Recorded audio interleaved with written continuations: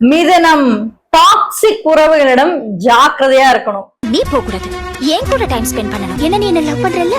என்னங்க நடக்க போகுது இந்த குரு பயிற்சிக்கு அப்புறம்? எஸ், நம்ம தெரிஞ்சுக்கதான் போறோம். சோ வீடியோவை ஸ்கிப் பண்ணாம தொடர்ந்து கடைசி வரைக்கும் பாருங்க. ஏன்னா இந்த ஒரு வீடியோல தான் ரொம்பவே இன்ட்ரெஸ்டிங்கான ஒரு விஷயம் உங்களுக்கு வரப்போகுது. நான் ராசி பலன் மட்டும் பேசாம அந்த ராசியில இருக்கக்கூடிய 12 லக்னத்தையும் நான் மையப்படுத்தி நான் பேச போறேன்.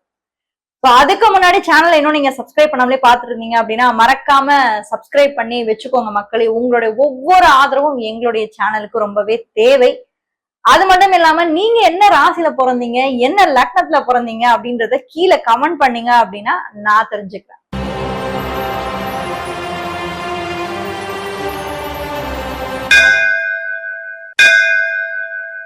மிதுன ராசிக்கு இந்த குரு பயிற்சியில நீங்க பாத்தீங்கன்னா, இப்ப நீங்க ஒருவேளை மிதுன ராசியா இருக்கீங்க அப்படின்னா, மிதுன லக்னம், மிதுனம் அப்படின்றது காற்று தத்துவ ராசி. அப்போ ராசியும் காற்று, லக்னமும் காற்று. அப்ப இந்த இடத்துல குரு பகவான் உங்களுடைய ராசிக்கும் லக்னத்துக்கும் 2ஆம் இடத்துல உட்கார்றாரு. அப்ப என்ன பண்ண போறாரு? மிதுன ராசிக்கு ஃபேமிலி தான் எல்லாமே. அடுத்து ஒரு வருஷத்துக்கு எல்லாத்தையும் தூக்கி போடு, என் குடும்பம் தான் எனக்கு முக்கியம் அப்படின்னு சொல்லிட்டு ஃபேமிலியில ரொம்ப அட்டாச்சா இருக்க போறீங்க. அவங்களுக்கு என்னென்னலாம் தேவையோ அது எல்லாத்தையுமே பூர்த்தி பண்ற இடத்துல மிதுன ராசி, மிதுன லக்னத்துல பிறந்தவங்க நீங்க முழு கவனத்தோட பார்க்க போறீங்க. ஏன்னா இதுக்கு முன்னாடி நீங்க ஃபேமிலி லைஃப்ல பெருசா இன்ட்ரெஸ்ட் ஆகல, இன்வால்வ் ஆகல. இனிமே நீங்க இன்வால்வ் ஆக போறீங்க. மிதுன ராசியில நீங்க பிறக்குறீங்க. பட் ஆனா கடக லக்னம்.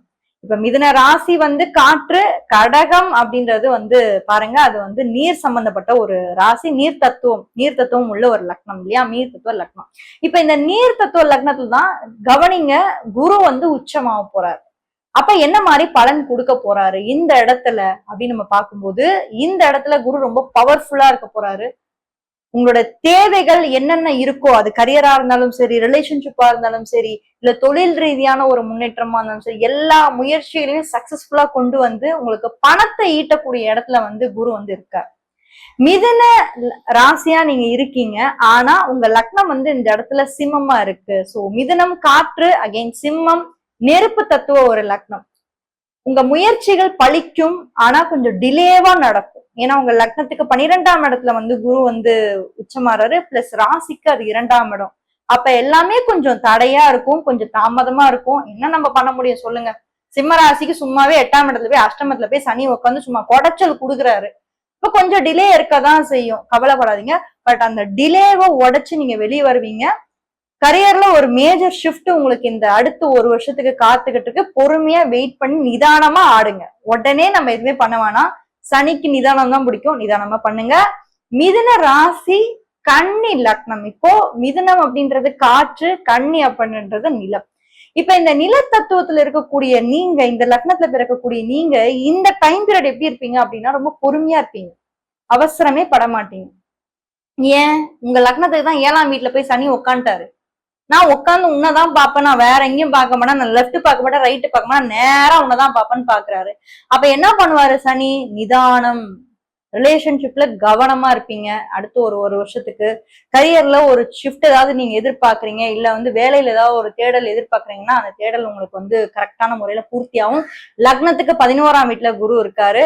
இன்னொன்னு, வயதானவங்க உங்க ஹெல்த்தை கொஞ்சம் பாத்துக்கோங்க. 40ல இருந்து 60 வயசுல இருக்கவங்களுக்கு எலும்பு சம்பந்தமான பிரச்சனை, முட்டி ரீதியான பிரச்சனை, தூக்கம் இல்லாம போறது, இது எல்லாமே இருக்கும். அதெல்லாம் கொஞ்சம் நீங்க பாத்துக்கோங்க. இதே நீங்க மிதுன ராசியா இருக்கீங்க, ஆனா லக்னம் துலாம். மிதுனம் அப்படின்றது என்னது? உங்களுக்கு காற்று தத்துவ ராசி. ஆனா லக்னம் என்னது? துலாம். ரெண்டுமே காத்து. மிதுனமும் காத்து, துலாமும் காத்து. இந்த காத்துக்கு 10ஆம் இடத்துல, அதாவது லக்னத்துக்கு 10ஆம் இடத்துல போய் குரு உச்சம். ஃபாரின் போறதுக்கான 99% வாய்ப்பு உங்களுக்கு இருக்கு. காத்து ராசி ஃபுல்லா இப்ப ஆக்டிவ்ல இருக்கு. சோ வெளிநாட்டு யோகம் துலா லக்னத்துல பிறக்கிறவங்களுக்கு அடுத்த ஒரு வருஷம் இருக்கு. விசால ஏதாவது பிரச்சனை இருக்கு, பெண்டிங்கா இருக்கு, எதுவுமே எங்களுக்கு வரல அப்படின்னா இப்போ ட்ரை பண்ணுங்க, வரும். இப்போ உடனே நிக்கும். கல்யாணம் நடக்கலையா உடனே நிக்கும், மேரேஜ் ஆகலையா உடனே உங்களுக்கு அந்த பாசிபிலிட்டி ஏற்படும். கரியர்ல ஒரு ப்ரமோஷன் இல்லையா உடனே. இந்த டைம் பீரியட்ல லக்னத்துக்கு 10ஆம் இடத்துல உயர்வு உங்க பக்கம்.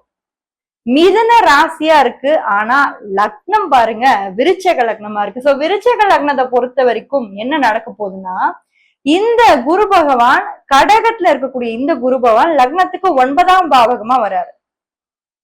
சோ தந்தை ரீதியா இருக்கக்கூடிய பிரச்சனைகள் எல்லாமே ஒரு சொல்யூஷனுக்கு வரும். பூர்வீக சொத்து ஒருவேளை உங்களுக்கு கிடைக்காமலே இருக்கு, பூர்வீகத்துல ஏதோ ஒரு கோளாறு இருக்கு, ஏதோ ஒரு பிரச்சனை இருக்குன்னா அந்த பிரச்சனை எல்லாமே நிவர்த்தி ஆகக்கூடிய இடத்துல இந்த டைம் இருக்கும். அடுத்து மிதுன ராசியா இருக்கீங்க ஆனா தனுஷா இருக்கீங்க, தனுசு லக்னமா இருக்கீங்க அப்படின்னா தனுசுக்கு 8ஆம் வீட்டுல குரு வராரு இல்லையா? இந்த டைம் பீரியட்ல நீங்க மிக மிக மிக மிக கேர்ஃபுல்லா இருக்க வேண்டியது என்னன்னா, உங்க மாமனார் மாமியார் அவங்க கிட்ட எல்லாம் கொஞ்சம் கேர்ஃபுல்லா இருங்க. ஏன்னா 8 அப்படின்றது இன்லாஸ். மிதனத்துக்கு அது 2ஆம் வீடு, குடும்பஸ்தானம். ராசிக்கு அது 2ஆம் வீடு, ஆனா லக்னத்துக்கு 8ஆம் வீடா வருது. சோ அவங்களோட பேச்சை கேட்டு ஏதாவது ஒரு மிஸ்டேக் பண்றதுக்கு வாய்ப்பு இருக்கு. இல்ல அவங்களுடைய சில பல இன்ஃபுளுன்ஸ்னால உங்க குடும்பத்துல ஒரு சில பிரச்சனைகள் வர்றதுக்கான வாய்ப்புகள் நிறைய இருக்கு. ஸோ எதுவுமே ஒரு டிஸ்டன்ஸ்ல வச்சு நீங்க மெயின்டைன் பண்ணிக்கோங்க. பட் ஆனா பிசினஸ் பண்றவங்களுக்கு ஒரு நல்ல டைம் பீரியட் அடுத்த ஒரு வருஷம். மிதுன ராசியா நீங்க இருக்கீங்க ஆனா உங்க லக்னம் வந்து மகரமா இருக்கு அப்படின்னா, இங்க பாருங்க, ராசி அப்படின்றது காத்து, ஆனா லக்னம் அப்படின்றது நிலத்தத்துவ லக்னம். அப்போ நிலமும் காத்தும் ஒன்னா சேர்ந்தா அந்த இடத்துல என்ன ஆகும்? சூறாவளி தான் வெடிக்கும். இதுல சூறாவளிக்கு இன்னும் ஃபியூல் கொடுக்குற அளவுல உங்களுடைய லக்னத்தை வர குரு வந்து பாத்துறாரு. அப்போ ஃபர்ஸ்ட் உங்களோட பர்சனாலிட்டியை நல்லா டெவலப் பண்ணி கொடுப்பாரு.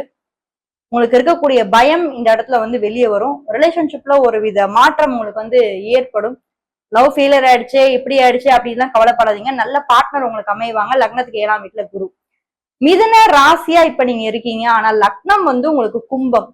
காத்து ராசி, காத்து லக்னம், கும்பம் வந்து காத்து லக்னம், மிதுனம் வந்து காற்று ராசி, ரெண்டுமே காற்று அப்படின்றதுனால இந்த இடத்துல ரொம்ப பவர்ஃபுல்லா குரு வந்து அமைகிறாரு. ஃபர்ஸ்ட் உங்களுக்கு இருக்கக்கூடிய தொழில் ரீதியா இருக்கக்கூடிய மாற்றத்தை உங்களுக்கு கொடுப்பாரு. அதே மாதிரி நீங்க வந்து ஒரு ஃபோக்கஸ்டா இல்லாம இருந்திருப்பீங்க. இதுதான் பண்ணணும், இப்படிதான் பண்ணணும், எந்த ஒரு ஃபோக்கஸ்மே இல்லாம இருந்திருக்கும். பட் நெக்ஸ்ட் ஒரு 1 இயர் உங்களுக்கு ஃபோக்கஸ் வந்து இம்ப்ரூவ் ஆகும். மேரேஜ் லைஃப் நல்லாவே வந்து இம்ப்ரூவ் ஆகும். அடுத்து மிதுன ராசியா இருக்கீங்க ஆனா லக்னம் வந்து மீனமா இருக்கு. மீன லக்னத்துக்கு 5ஆம் இடத்துல வந்து குரு வந்து உச்சமாறாரு. சோ குடும்பத்துல மிகப்பெரிய ஒரு மாற்றமும் பொருளாதாரத்துல ஒரு ஏற்றமும் உங்களுக்கு நெக்ஸ்ட் ஒரு 1 இயர் வந்து நடக்கக்கூடிய வாய்ப்பு இருக்கு. மிதுனம் உங்களுடைய ராசியா இருந்துச்சுன்னா மேஷம் உங்களுடைய லக்னமா இருக்கும். அதாவது மிதுன ராசியில நீங்க இருக்கீங்கன்னா மேஷம் உங்க லக்னமா இருக்கணும். உங்க லக்னத்துல இருந்து 4ஆம் வீட்டுல வந்து குரு வந்து உச்சமாறாரு. அதே மாதிரி ராசி ரீதியா நீங்க பாத்தீங்கன்னா மிதுன ராசிக்கு 2ஆம் இடத்துல இருக்காரு, தனஸ்தானத்துல இருக்காரு. பொருளாதார ரீதியா ஒரு முக்கிய முடிவு கண்டிப்பா இந்த ஒரு வருஷத்துல எடுப்பீங்க. ஃபேமிலியில யாரையுமே நீங்க வந்து உள்ள நுழைய விடவே மாட்டீங்க. நீங்க தனியா சோல ஹேண்டடா நீங்க ஒரு விஷயத்த நீங்க வந்து முடிவெடுத்து அந்த முடிவை தான் நீங்க வந்து அப்படியே நீங்க வந்து லைஃப்ல வந்து வைப்பீங்களே தவிர யாரையும் நீங்க நம்பி இருக்க மாட்டீங்க. அடுத்த ஒரு வருஷத்துக்கு உங்களுடைய வளர்ச்சியும் உங்களோட முடிவுகள்ல நீங்க ரொம்ப ஸ்ட்ராங்கா இருக்கக்கூடிய ஒரு டைம் பீரியடா இருக்கு. அடுத்து நம்ம பார்க்க போறது வந்து மிதுன ராசியா இருக்கு, பட் ரிஷபம் உங்களோட லக்னமா இருக்கு. சூப்பரோ சூப்பர். ஒரு பக்கம் வந்து பாத்தீங்கன்னா புதன், இன்னொரு பக்கம் அந்த புதனோட ஃப்ரெண்டு சுக்கிரன் ரிஷபம். இது வந்து காத்து ராசி, அது வந்து நிலராசி. இதுக்கு இடைப்பட்ட கேப்ல வந்து லக்னத்துக்கு 3ஆம் பாவத்துல வந்து குரு வந்து உச்சமாறாரு. சூப்பரோ சூப்பர். போங்க, உங்களுடைய ஃப்ரெண்ட்ஸால உங்களுக்கு இப்ப ஹெல்ப் கிடைக்க போகுது. யாரெல்லாம் உங்களை ஒதுக்கி வச்சாங்களோ அவங்க எல்லாரும் திரும்பி உங்ககிட்ட வர போறாங்க. நண்பர்களால நல்ல ஒரு ஆதாயம் உங்களுக்கு வந்து நெக்ஸ்ட் ஒரு 1 இயர் உங்களுக்கு வந்து இருக்கு. இளைய சகோதரர்கள் வந்து கொஞ்சம் கேர்ஃபுல்லா இருங்க. வாக்குவாதம் வச்சுக்காதீங்க. ஏன்னா 3ஆம் இடத்துல தானே குரு வராரு. வாக்குஸ்தானம் 3ன்றதும் வாக்குஸ்தானம் தான். தேவையில்லாத ஆர்குமெண்ட் வச்சீங்கன்னா பிரச்சனை தான் அந்த இடத்துல உருவாகும். சோ நீங்க இளைய சகோதரத்தை மட்டும் கேர்ஃபுல்லா இருங்க. மற்றபடி ரிலேஷன்ஷிப், கரியர் இது எல்லாமே உங்களுக்கு சூப்பரா இருக்க போகுது அடுத்த ஒரு வருஷம். மொத்தத்துல மிதுன ராசிக்கு அற்புதமான ஒரு காலகட்டம் இந்த ஒரு வருடம். ரிஷப லக்னத்தை பத்தி தெரிஞ்சுக்கணும், ரிஷப ராசி பத்தி தெரிஞ்சுக்கணும்னா இந்த வீடியோல ஃபர்ஸ்ட் கமெண்ட்ல ஃபர்ஸ்ட் லிங்க்ல கொடுத்துருக்கேன். மறக்காம நீங்க வந்து அதையும் வந்து செக் பண்ணுங்க. யாராவது ஒரு ஃப்ரெண்டுக்கு இந்த வீடியோ ஷேர் பண்ணி ஹெல்ப் பண்ணணும்னு நினைச்சீங்கன்னா மறக்காம ஷேர் பண்ணி ஹெல்ப் பண்ணுங்க. தேங்க்யூ.